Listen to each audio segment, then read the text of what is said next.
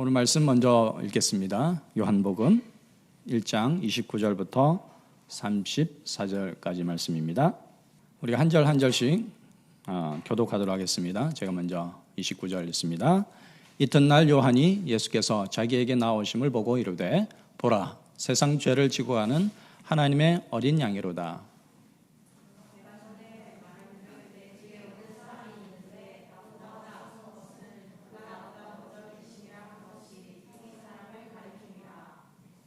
나도 그를 알지 못하였으나 내가 와서 물로 세례를 베풀 것은 그를 이스라엘에 나타내려 함이라 하니라.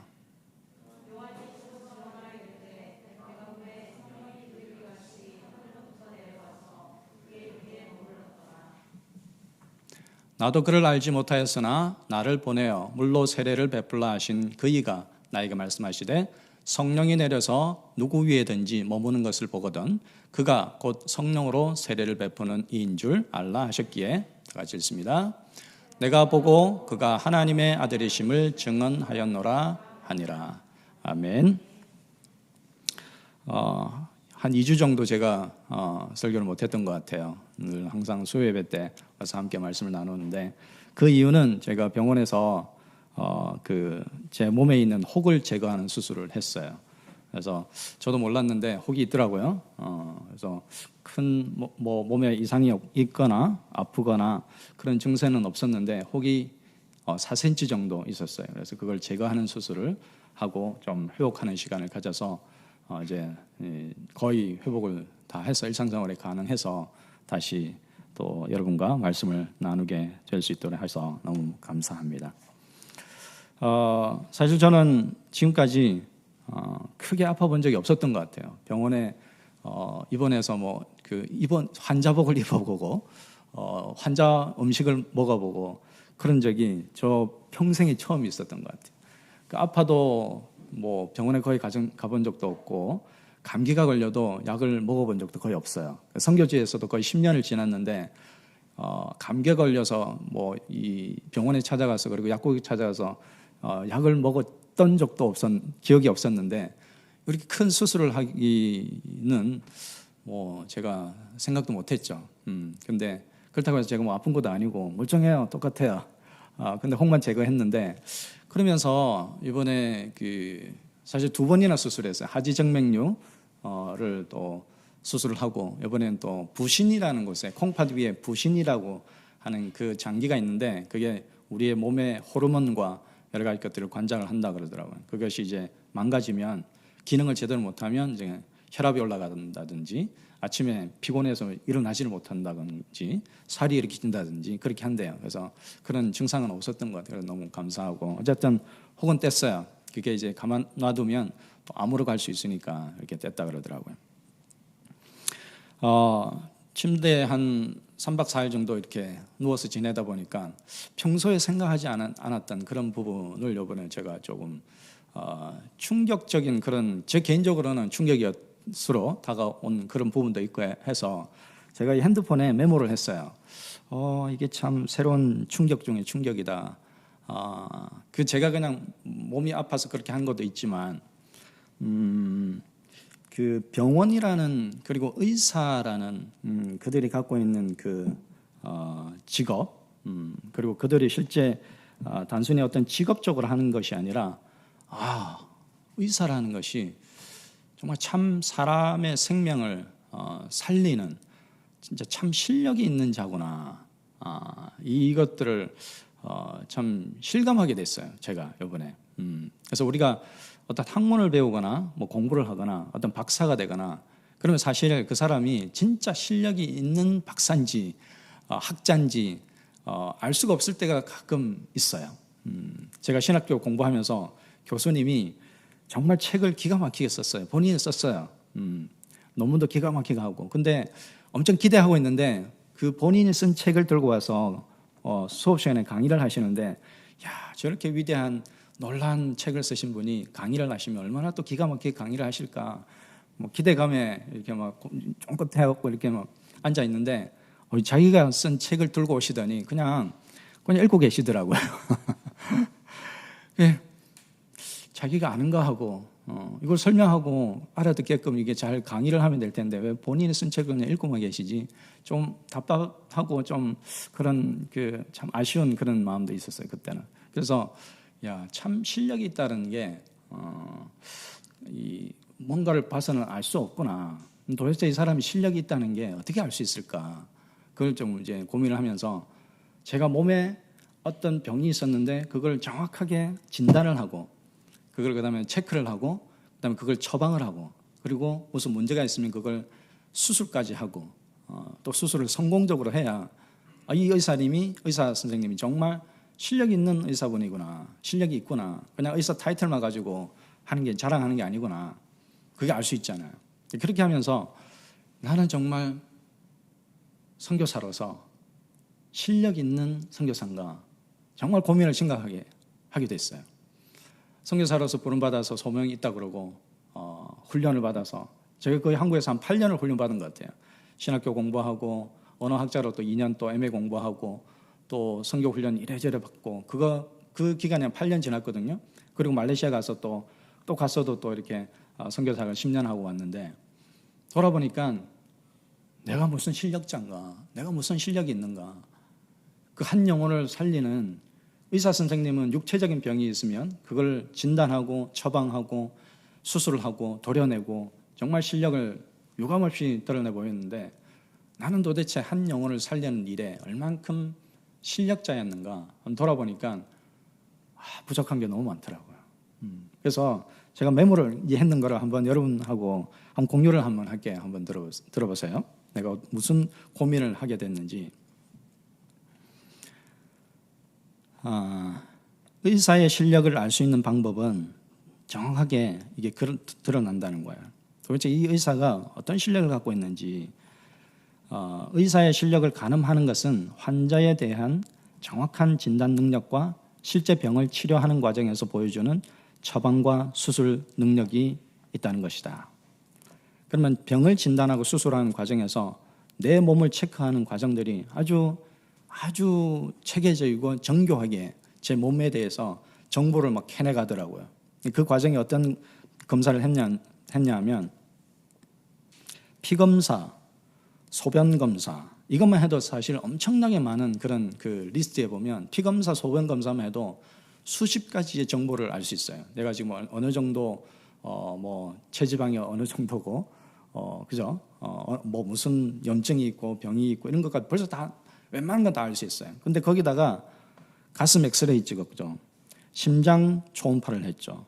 심호흡 검사를 했어요.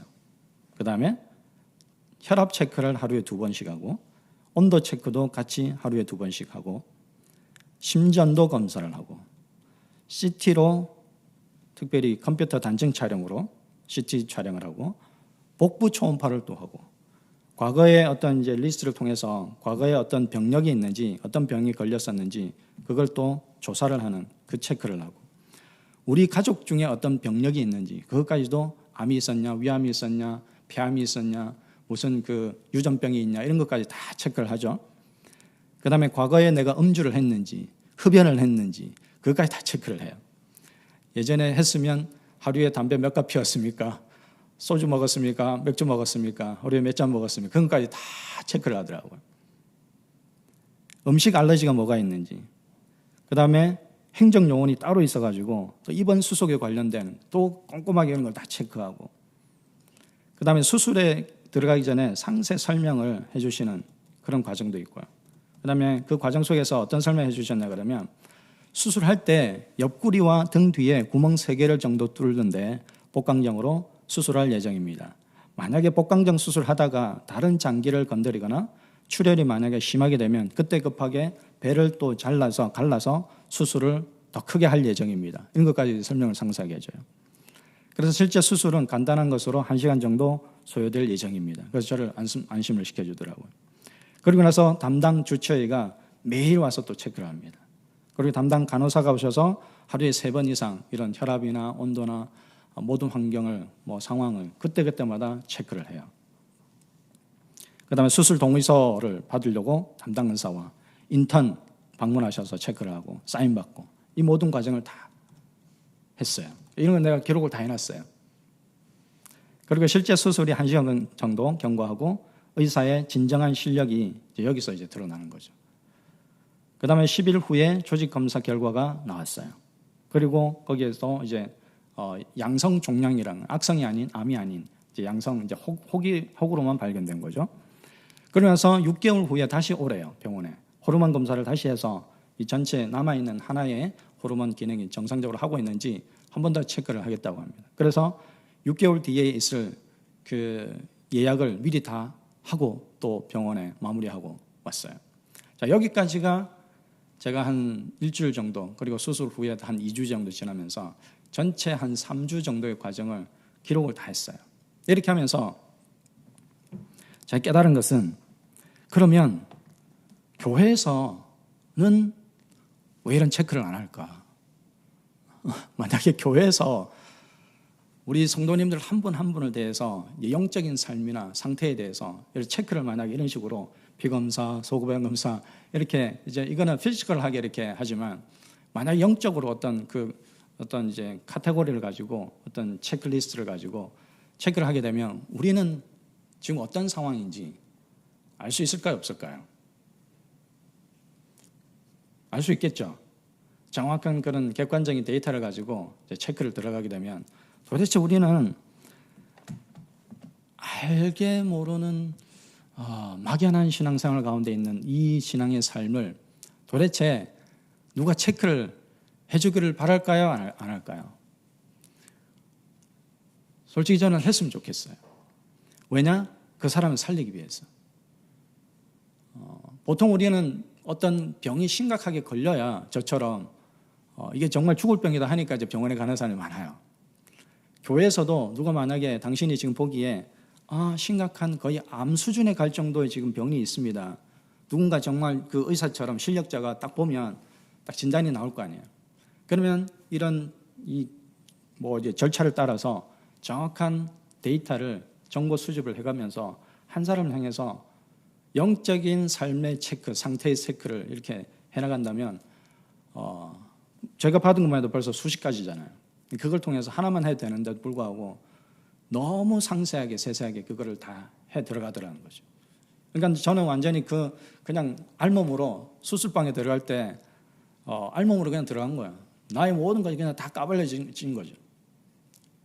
영적으로는 아니지만 나의 그런 몸에 대한 육체적인 피지컬한 걸 모든 것이 그냥 그 의사 손에 그냥 모든 걸 다 그냥 드러난 거예요. 숨길 수가 없는 거죠. 이와 같이 우리 영적인 상태에 대해서도 하나님 앞에 섰을 때 누가 이런 걸 체크해 준다면 심각하구나. 스스로는 모를 정도로 무뎌지고 정말 그렇게 썩어 들어갔고 염증이 있고 이거 조금만 놔두면 암으로 갈 때까지 되는 심각한 상태인데도 본인은 모르고 이 정도면 되겠지. 예배 참석하니까 기도하니까 되겠지 하고 넘어가더라는 거예요. 우리의 실제 영적인 신앙생활의 삶의 모습에서. 그래서 한번 보세요. 우리가 개인적으로 가질 수 있는 영적인 그 병은 이런 것들이 실제는 있을 수 있어요. 우리가 체크를 안 해서 그렇지 기도가 약한 병에 걸릴 수 있다는 거죠. 말씀에 무반응인 그런 병에 걸릴 수도 있다는 거예요. 말씀을 들어도 반응이 없어요. 저게 하나님의 말씀인지 그냥 뭐 좋은 교훈의 말씀인지 그게 우리 영혼에 들어오지가 않는다는 거죠. 부딪히지가 않는다는 거죠. 성령님의 인도하심을 감지하지 못하는 그런 병에 실제는 우리는 걸릴 수 있다는 거예요. 실제 그런 삶을 살고 있는데도 불구하고 성령이 인도하는 삶이 뭔지도 모르고 그런 삶을 살고 실제 병에 걸려있는 사람들이 있다는 거예요. 그래서 마음이 길가인 병이 걸린 사람, 마음이 돌짝 받친 병에 걸린 사람, 마음이 가시 받친 병에 걸린 사람, 예배에 감격이 없는 병에 걸린 사람, 매사에 불평이 가득한 병에 걸린 사람, 믿어지지 않는 병에 걸린 사람, 믿음이 또 자라가지 않는 병에 걸린 사람, 순종을 못하는, 순종이 안 되는 병에 걸린 사람, 자기 사명을 깨닫지 못하는 병에 걸린 사람, 구원을 의심하는 병에 걸린 사람, 성경 말씀을 읽기 싫어하는 병에 걸린 사람, 억지로 교회 봉사하는 병에 걸린 사람, 교회와 가정에서 다르게 사는 병에 걸린 사람, 기쁨이 없는 신앙생활을 하는 병에 걸린 사람, 평강이 없는 불안병에 걸린 사람, 영적 질서가 없는 무질서의 병에 걸린 사람, 이런 영적인 삶에서도 병을 나열하자면 수백 가지가 나올 거예요. 제가 지금 한 15가지 정도밖에 내가 나열을 안 했을 뿐이지 아주 심각한 병의 병명이 많이 있을 수 있는 거예요, 실제적으로. 그런데 우리는 이런 것들을 누가 체크해줘요? 본인도 체크를 하지 않고 본인도 알지도 못하고 실제 나는 어떤 병에, 영적인 병에 걸려 있는지도 모르고 그냥 살아가는 거예요. 교회 차원에서 보면 말씀이 빈약하거나 신방이 없거나 교리 공부가 없거나 성도의 교제가 약하거나 전도가 없거나 사명이 뚜렷하지 않거나 이 모든 것들도 교회 차원에서 가지고 있는 병이 될 수가 있는 거예요. 근데 그걸 진단하지 않고 처방하지 않고 치료하지 않고 그걸 그대로 놔두면 이게 암으로 간다는 거예요. 개인뿐만 아니라 교회도 그런 상황에 갈 수가 있다는 겁니다.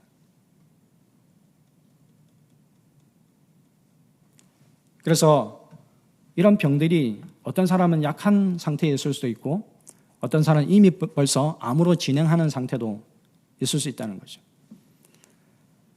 그래서 교회는 현재의 영적인 상태를 정확하게 진단하는 교회 차원에서 아니면 개인적인 차원에서 하나님 앞에서 그런 검사를 하는 방법을, 수단을 갖추고 있어야 되는 거예요. 그리고 그에 맞는 치료 방법도 교회가 제시할 수 있어야 된다는 거죠. 이게 없이는 우리는 날마다 병을 키워가는 거예요.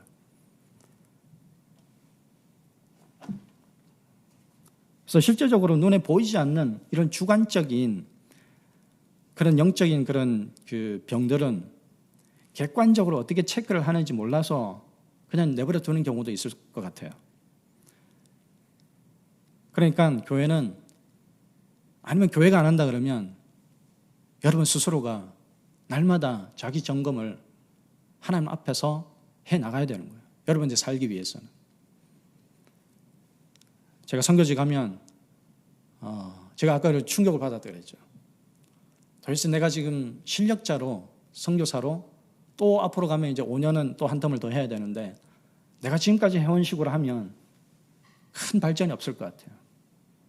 이 기회를 통해서 저의 개인적인 선교 사역도 조금 더 구체적으로, 조금 더 실체적으로, 조금 더 세세하게 이렇게 해야 되겠다는 결심을 자연적으로 하게 됐어요. 자, 그러면 오늘 말씀을 읽은 세례 요한 부분을 다시 한번 우리가 한번 보겠습니다. 여러분은 요한복음 1장 29절부터 읽었지만 제가 다시 세례 요한에 관련된 부분을 요한복음 1장 19절부터 다시 한번 읽어드릴게요.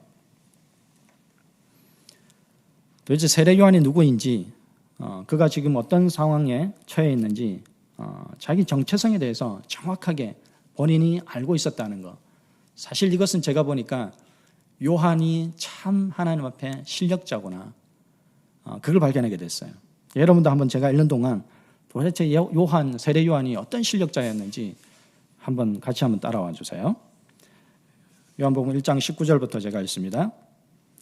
유대인들이 예루살렘에서 제사장들과 레위인들을 요한에게 보내어 내가 누구냐 물을 때에 요한의 증거가 이러하니라. 요한이 드러내어 말하고 숨기지 아니하니 드러내어 말하는 말이 나는 그리스도가 아니라 한데 또 묻되 그러면 무엇? 내가 엘리야냐? 가로되 나는 아니라. 또 무엇 묻되 내가 그 선지자냐? 대답하되 아니라. 또 말하되 누구냐? 우리를 보낸 이들에게 대답하게 하라. 너는 내게 대하여 무엇이라 하느냐? 가로되 나는 선지자 이사야의 말과 같이 주의 길을 곧게 하라고 광야에서 외치는 자의 소리로라 하니라. 저희는 바리새인들에게 보낸 자라. 또 물어 가로되 내가 만일 그리스도도 아니요 엘리야도 아니요 그 선지자도 아닐진데 어찌하여 세례를 주느냐? 요한이 대답하되 나는 물로 세례를 주거니와 너희 가운데 너희가 알지 못하는 한 사람이 섰으니 곧 내 뒤에 오시는 그이라. 나는 그의 신들매 풀기도 감당치 못하겠노라 하더라. 이 일은 요한의 세례 주던 곳 요단강 건너편 베다니에서 된 일이니라. 이렇게 하면서 28절까지 읽었는데 그 다음부터는 29절부터는 오늘 이미 우리가 교독으로 같이 읽은 내용입니다. 자, 여기서 보세요. 지금 예루살렘에서 바리새인들이 사람을 보냈어요. 세례 요한에게. 요단강에서 지금 세례를 주고 있으니까 이미 소문이 가득한 거예요. 그 당시에 세례 요한이라고 하는 사람이 광야에서 지내다가 30살까지 광야에서 계속 살다가 숨어 살다가 약대 털옷을 입고 석청을 먹고 그렇게 거지처럼 그렇게 살다가 하나님의 선지자처럼 그렇게 나오다가 갑자기 요단강에서 세례를 주면서 회개하라 이 독사의 자식들아 그렇게 하면서 막 이렇게 하니까 선지자처럼 그래서 사람들이 저 사람이 우리가 기다리던 그 선지자냐 가서 한번 알아보라 해서 바리새인들이 사람들을 급한 거예요. 정보 요원을 이제 급한 거죠. 그래서 세례 요한에 대해서 지금 잘 관찰하고 또 직접 만나서 물어보는 거예요. 너가 누구냐? 엘리야냐? 아니면 우리가 기다리던 그 선지자냐? 아니면 우리가 기다리던 그 메시아냐? 너 스스로 말해보라. 그러니까 세례 요한은 자신에 대해서 어떻게 얘기해요? 나는 엘리야도 아니고 그 선지자도 아니고 나는 그리스도가 아니라 정확하게 얘기를 하는 거예요. 사실 나 같았으면 좀 망설였을 것 같아요. 왜냐? 지금 벌써 사람들이 몰려다니면서 제자도 많이 생겼어요. 그래서 사람들이 나를 향해서 지금 세례 요한을 향해서 우리가 기다리던 바로 그 메시아다.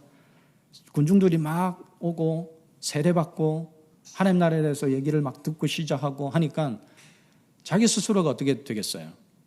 우쭐해서 자기 스스로를 자꾸 높여가는 그런 과정 속에 있을 거 아니에요. 그런데 예루살렘에서 급파해서 사람들을 보냈을 때 너가 누구냐? 너의 정체성을 밝혀라 할 때 정확하게 나는 당신들이 말하는 기다리던 그 엘리야도 아니고 선지자도 아니고 더구나 그리스도도 아닙니다. 정확하게 나는 아니라고 하는 거예요. 그럼 누구냐? 내 뒤에 오시는 네가 나는 지금 물로 세례를 주지만 그분이 오시면 하나님의 아들로서 성령으로 세례를 주고 여러분의 구원자가 되고 그가 참 하나님의 아들이요 메시아요 그리스도가 됩니다 라고 정확하게 선포하고 있는 거예요. 그걸 알려주고 있는 거예요. 대부분의 사람들은 제가 보니까 저 스스로도 그랬지만 제가 지금까지 과거를 돌아볼 때 나는 좀 잘난 사람인 줄 알았어요. 사실 잘난 것도 하나도 없으면서 뭐 조금 하면은 조금 했으니까 내가 한 것 가지고 자랑하기 급급한 사람인 거죠.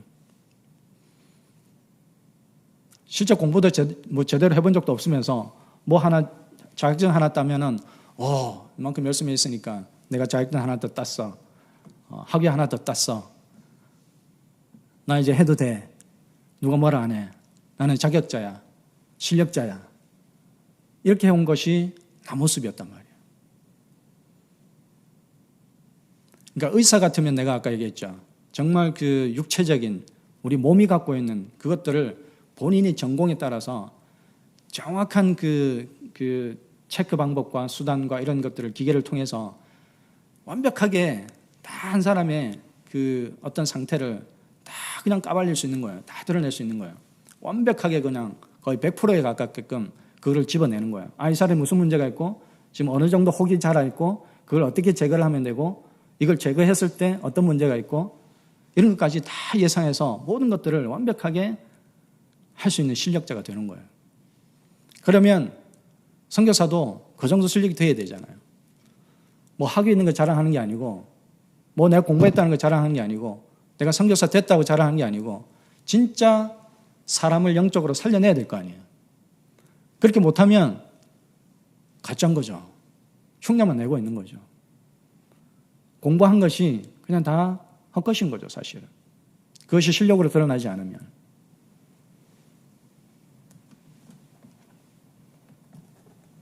그래서 세례 요한은 자기가 정확하게 누구인지 알았어요. 세례 요한은 누구냐 그러면 나는 그리스도를 예비하는 자다. 그 길을 곧게 하는 자다. 그가 오는 길을 꾸불꾸불한 길을 내가 곧게 해서 바로 예수님이 사역을 온전히 하실 수 있도록 나는 그분이 오신 그 길을 준비하는 자다. 거기까지가 나의 사명이고 나의 소명이고, 그때 당시만 해도 지금 요한이 요단강에서 세례를 주고 있을 때 저 멀리서 한 사람이 오는데 아무도 지금 못 알아봐요. 그가 누구인지. 그냥 똑같은 사람의 모습이니까 나사렛 예수잖아요. 그 동네 나사렛 사람들이 다 어릴 때부터 태어나서 요셉과 마리아의 그 집안에서 태어나서 목수의 아들로 목수일을 하면서 자라는 걸 다 아는데, 근데 세례 요한도 이종 사촌간이거든요. 아는 거예요. 그런데 지금 순간은 다른 거예요. 이제는 예수 그리스도가, 그 나사렛에서 자란 예수 그리스도가 단순히 사람이 아니라 하나님의 아들이고 어린 양이고 우리를 구원하신 구속주고, 그분으로 지금 이제는 사역을 시작하신다는 것을, 이제 때가 됐구나, 나에게 오시는구나, 성령이 비둘기같이 내리면 그분이 바로 하나님이 보내주신 하나님의 아들이라는 것을 알게 하게끔, 이 모든 것들을 깨닫게끔 알게 하게끔 하나님은 그 세례 요한을 준비시키는 거예요. 지금 그 눈으로, 그 영적인 눈이 열려가지고 예수님 오시는 것을 정확하게 저분이 누구인지 알고 그분 앞에 세례를 주는 거예요. 자, 여러분, 예수님 오시는 걸 기다리시죠? 재림하시는, 다시 심판주로 오시는 것을 우리 모두는 기다리는 거예요. 그런데 우리가 깨어있지 않으면, 영적인 눈이 안 열려 있으면, 만약에 이런 영적인 병에 걸려 있으면, 그분이 오시는데 제 바로 옆에 지금 오시고 계세요. 그러면 내가 만약에 그분을 못 알아보면 누구 문제예요? 내 문제예요. 그분이 지금 오셨는데 세례 요한 앞에 지금 오는데 다른 사람들은 그 예수님을 몰라보는 거예요. 오직 누구 한 사람만 지금 보는 거예요? 세례 요한만 볼 수 있는 거예요. 참 실력자였던 거죠. 진짜 세례 요한은 성령에 충만해서 하나님의 일을, 하나님의 사람을, 하나님의 지금 구원하시는 역사의 그 과정 속에 지금 그 순간에 정확히 보고 있는 거예요. 우리는 여기까지 실력자가 돼야 되는 거예요. 여러분, 말레이시아 가면은 제가 정거를 거의 안 다녀본 것이 없는데, 각 부족이 약 한 말레이시아에 한 3천만 명 인구수에 한 100개 이상의 소수부족이 있어요. 저는 주로 이제 동말레이시아 쪽으로 다녔는데, 가면은 여러분처럼 이만큼 공부를 한 그런 사람들이 그렇게 많지 않아요. 전 세계 전역을 다녀보면, 아프리카나 이 아시아 지역을 다녀보면 정말 여러분은 어마무시한 지금 축복을 받고 있는 거예요. 이거 여러분 스스로는 모르겠지만 그냥 당연히 엄마 아빠가 나 당연히 그냥 대학까지 교육시켜줘야 돼, 책임을 져야 돼, 이렇게 생각할 것 같지만, 이런 축복을 누리고 있는 여러분의 수준은 어마무시한 지금 엄청 높은 수준이라는 거예요. 여러분이 학업을 공부하고 여기까지 온 그 수준이라는 거예요. 그럼 이것도 하나님께서 주신 그 하나님의 은혜라는 거예요. 근데 이거를 은혜로 생각하지 않고 내가 왜 공부하지? 그냥 대학 합격하는 거를 내가 목표로 삼는다, 그것만 하게 되면 대학 학교에서는 그럼 뭐 할 거예요? 그 뒤를 우리는 생각해야 되는 거죠. 왜 나를 하나님 특별히 한국 사람으로 태어나게 하셨습니까? 그리고 이 한국적인 이 기독교 문화, 교회 문화, 교회에서 이렇게 예배드리고 이렇게 알게 모르게 여러분의 수준은 상당히 높다는 걸 아셔야 돼요. 여러분의 신앙 수준이, 성경을 아는 지식이 보고 듣고 배우고 한 그것들이 무시하지 못할 정도로 상당한 수준의 사실 여러분은 비교를 하자면 올라와 있는 거예요. 그럼 이런 것들을 하나님이 분명히 쓰시는 거예요, 여러분들을. 그러나 정확한 소명의식과 사명의식이 여러분 가운데 있을 때에 이런 것들이 다 꽤 맞춰져서, 이것들을 어떻게 내가 이제 주님의 나라를 위해서, 하나님 나라를 위해서 이 모든 지식들을 사용할까, 활용할까, 이제 영혼을 살리는 일로 내가 어떻게 할까, 그런 것들이 새로운 재정리가 되는 거예요. 이 사명의식이 있게 될 때는. 그래서 제가 저 개인적으로 이 말씀을 적용할 때 나는 그러면 참 실력자가 되어야 되는데, 교회에 이제 선교지 가면 이 두 교회 있어요. 가톨릭이 있고 저희는 이제 개신교 두 교회가 있는데, 그 두 교회를 향해서 제가 할 일은 그 성도님들의 병을 진단하고 그다음에 실제적으로는 내가 할 일은 그 성도님들을 내가 어떻게 치료하는 게 아니고 내가 어떻게 회복하는 게 아니고 나는 역할은 뭐냐 그러면 세례 요한처럼 주님 앞에까지 그들을 인도하고 이끌어가는 것까지 내 사명인 거예요. 내가 할 수 있는 게 아니에요. 믿음을 주시고 구원을 주시고 그 구원을 이끌어 가시고 완성하실 분은 하나님이신 거죠. 그럼 나는 내 역할은 그 성도님들을 주님께로 인도해가는 실력 있는 선교사가 되어야 되겠다. 그렇게 하기 위해서는 나는 그 성도님들의 병을 진단하는 자고 치료자는 주님이시기 때문에 정확한 이 정체성이 한순간도 나는 놓쳐서는 안 되겠다. 이게 먼저 첫 번째고요. 그 다음에 그분들에게, 성도님들에게 주님이 누구이신지 알도록 계속해서 내가 계속적으로 실력을 내가 쌓아가야 되는 거예요. 주님이 누구인지 알아야 내가 자꾸 이끌어가고 이런 주님을 만나십시오. 이런 주님 앞에 여러분 기도하십시오. 이런 주님 앞에 여러분 병을 고치러 나오십시오. 이렇게 해야 될 텐데 그 주님을 알려드려야 될 거 아니에요. 그 주님이 누구인지, 그 하나님 누구인지. 그래서 나의 참 실력을 키우는 것은 내가 치료자가 되기 위해서, 내가 회복자가 되기 위해서 내 실력을 키우는 게 아니라 내 실력은 내가 먼저 그 주님을 온전히 알고 깨달아서 연구를 하고 공부를 하고 해서 그 깨달은 바 그 성도님들을 이끌어가는 거예요. 내가 아는 주님 당신도 와서 만나보세요. 그래서 교회의 병을 정확하게 진단할 줄 아는 참 실력자가 내 눈에도 보여야 되는 거예요. 그래서 주님이 치료하실 수 있는 양들을 주께로 이끌고 가는 그 사명이 나의 남아있는 10년, 15년의 사역의 사명이다. 정확하게 알고 세례 요한처럼 참 실력자가 되어야 되겠다. 그걸 정말 깨달았어요.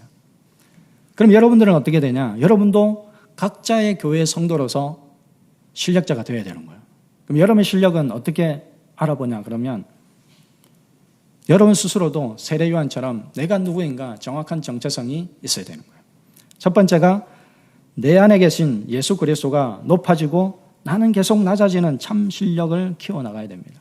이것이 진짜 실력이에요. 여러분이 자꾸 높아지는 게 아니라 여러분이 자꾸 높아지면 어떻게 돼요? 이제 하나님 필요 없어. 하나님 내 기도 안 해도 돼. 하나님 내 의지 안 해도 돼. 내 힘으로만 공부하면 되는데 공부하면 내가 대학도 가고 박사교도 하는데 그렇게 되면 나중에 가서는 주님이 나 너 모른다 할 때가 있는 거야. 너 힘으로, 너 계획으로, 너 잘 되려고 너 스스로 했잖아.